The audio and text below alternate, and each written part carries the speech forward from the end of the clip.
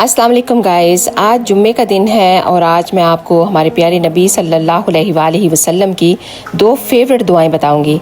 सबसे पहली दुआ है रब्बाना आतिना फिद दुनिया हसनतम व फिल आखिरति हसनतम व किना अज़ाबन्नार, और दूसरी दुआ है या मुक़ल्लिबुल क़ुलूब सब्बित क़ल्बी अला दीनिक। उम्मे सलमा रज़ी अल्लाह ताला अन्हा फरमाते हैं रसूलुल्लाह सल्लल्लाहु अलैहि वसल्लम जब भी घर को आते वो हमेशा ये दुआ पढ़ा करते थे।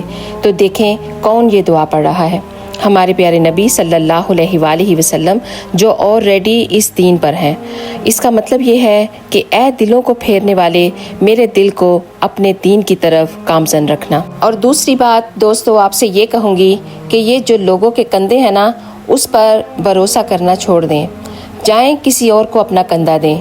क्योंकि हम में से अक्सर लोग ये कहते हैं कि हम पर जब मुश्किल वक़्त आया था तो कोई भी हमारे साथ खड़ा नहीं था। शुक्र करें कि कोई भी आपके साथ खड़ा नहीं था, क्योंकि वो रब्बुल आलमीन आपके साथ खड़ा था। ये जो तन्हाई होती है ना, यही तो आशनाई का सफ़र होता है। हज़रत वासिफ़ अली वासिफ़ का एक बहुत ही खूबसूरत और प्यारा जुमला है कि तन्हाई में आशनाई होती है। तो जब इंसान तन्हा होता है ना, अल्लाह उसके साथ होता है, अल्लाह उसके करीब होता है। आपको बताऊं, ये जो तहज्जुद का टाइम होता है ना, रात होती है, तन्हाई होती है, और उस टाइम सिर्फ़ और सिर्फ आपके साथ रब की ज़ात होती है और हम उससे बातें कर रहे होते हैं।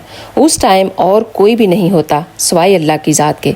बाकी सब तो सोए हुए होते हैं और आप जाग रहे होते हैं। आपके साथ आपकी रात भी जाग रही होती है और वो पाक ज़ात आपके बिल्कुल करीब होती है, जो आपके बिगड़े हुए नसीब को संवार रही होती है।